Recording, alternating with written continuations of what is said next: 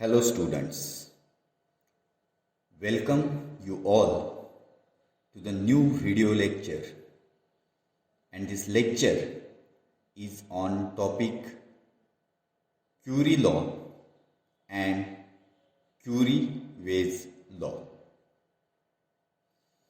We have already studied the type of the magnetic materials. There are three types of magnetic materials: diamagnetic, paramagnetic and ferromagnetic materials. Diamagnetic materials are those in which no net magnetization can be produced. Almost no magnetization. You know that there exists a small magnetization which is in opposite direction, but for simplicity or for convenience we say that, or broadly we say that, no magnetization can be produced in a diamagnetic materials. While in paramagnetic materials, magnetization can be produced. That will be small magnetization. When we apply external magnetic field, then paramagnetic materials will get magnetized. But that magnetization depends on the temperature. The thermal motion of the atoms disturb the alignment of the dipoles, and hence as the temperature increases, the magnetization decreases. This relation between magnetization of paramagnetic materials and the temperature was given by the scientist Pierre Curie in year 1895. And this relation is called as the Curie law. So Curie law gives the relation between temperature and the magnetization.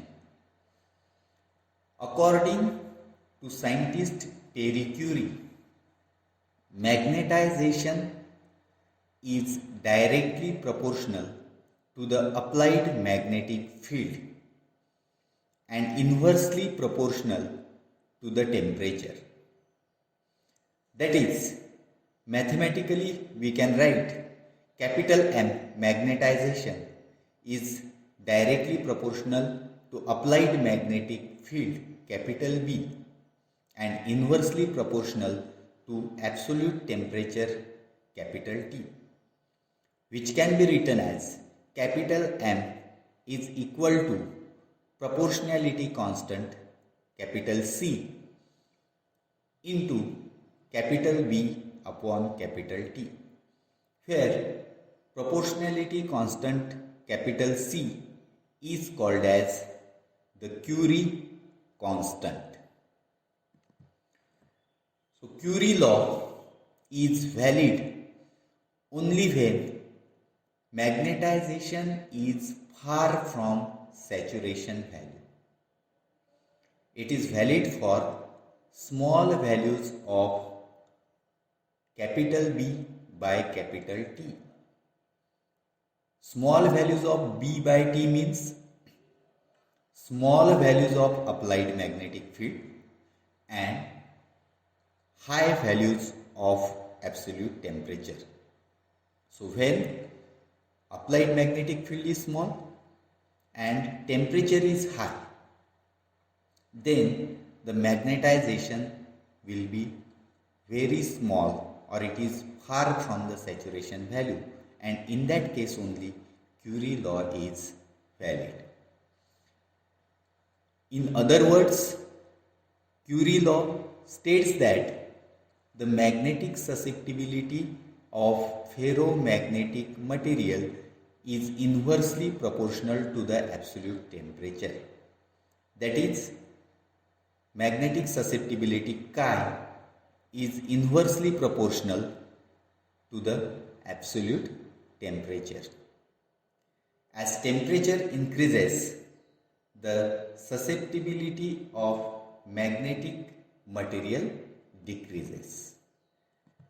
Same can also be written as chi is equal to capital C upon T, and again capital C will be the Curie constant. So this is Curie law, which is valid for paramagnetic substances.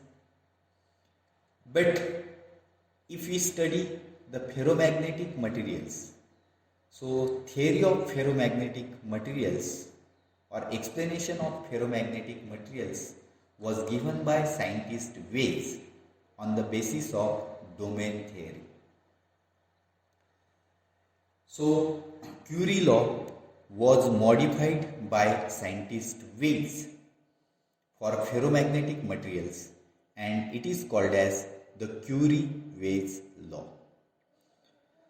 So for the susceptibility of ferromagnetic material, Curie law was modified and it is known as Curie-Weiss law. This law states that above the critical temperature Tc, the susceptibility of ferromagnetic material is inversely proportional to the difference between the temperature of the material and Curie temperature. That is, T greater than Tc means temperature above the critical temperature. Susceptibility of ferromagnetic material is inversely proportional to T minus Tc, that is the difference of temperature of the material and critical temperature, that is Tc. Same can be written as chi is equal to C upon T minus Tc.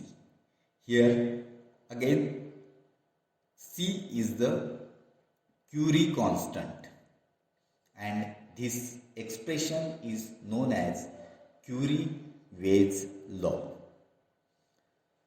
According to this law, susceptibility of ferromagnetic materials decreases with increase in temperature. As temperature increases, susceptibility goes on decreasing. At a particular temperature, known as critical temperature or Curie temperature, the value of susceptibility abruptly decreases and material becomes paramagnetic. That temperature is the Curie temperature or critical temperature. So that can be explained from graphs which gives the variation of paramagnetic susceptibility with temperature and ferromagnetic susceptibility with temperature. So graph which is shown in left hand side diagram is for paramagnetic substances. So you can see the variation of susceptibility. Susceptibility is taken along y-axis while temperature is taken along x-axis, and this is a curve which shows the variation of paramagnetic susceptibility. So as temperature increases, the susceptibility of paramagnetic materials decreases. But for ferromagnetic substances, you can see this graph which is on right hand side. Chi, that is susceptibility of ferromagnetic material, along y-axis, while temperature, capital T, along x-axis. Here, initially, for lower values of temperature, susceptibility is very high.